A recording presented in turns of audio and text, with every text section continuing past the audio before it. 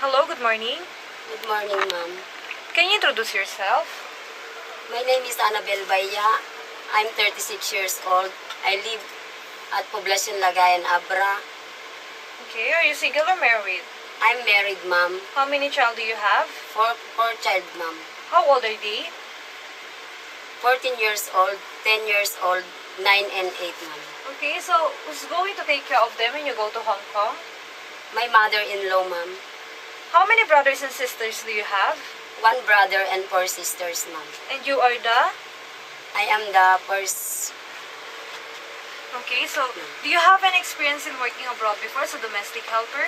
Not yet, ma'am. How about in the Philippines? I already, ma'am. Who is your employer? She's Yolanda Camerer. How many are them in the family? 3, ma'am. How long did you stay in that employer? I finished my contract 2 years, ma'am. Okay, so what are your main duties in your previous employer? Taking child, ma'am. Washing, iron, and clean the house, ma'am. Okay, so do you know how to cook some simple Chinese food? Yes, ma'am. Like, Steamed fish and fried rice, ma'am. are you willing to learn more? Yes, ma'am, I really. Are you willing to take care of a newborn baby? Yes, ma'am. How about an elder person? Yes, ma'am. Okay, so why did you choose to work in Hong Kong? Because I want to earn high salary, ma'am. Okay, so what can you teach to your employer's children? I teach them to write, read, sing. Okay, can you sing a nursery song? Yes, ma'am. Can you give an example, please?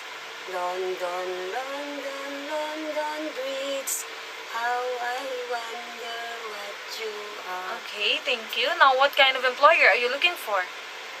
Understanding, ma'am. And Are you nice. afraid of dogs and cats? I afraid for the dog, ma'am. Only dogs? So you're willing to take care of cats? Yes, ma'am. Okay, what can you say about yourself, your attitude? I'm honest, obedient, hardworking. Can you give a short message to your future employer so that they will hire you? Hi, ma'am. If you choose me as one of your helper, I will do my best. And I work hard. I'll become good. Okay. Can you promise to finish your 2 years contract? Yes, ma'am, I Is promise. that all? Yes, ma'am. Okay, thank you. Thank you, ma'am.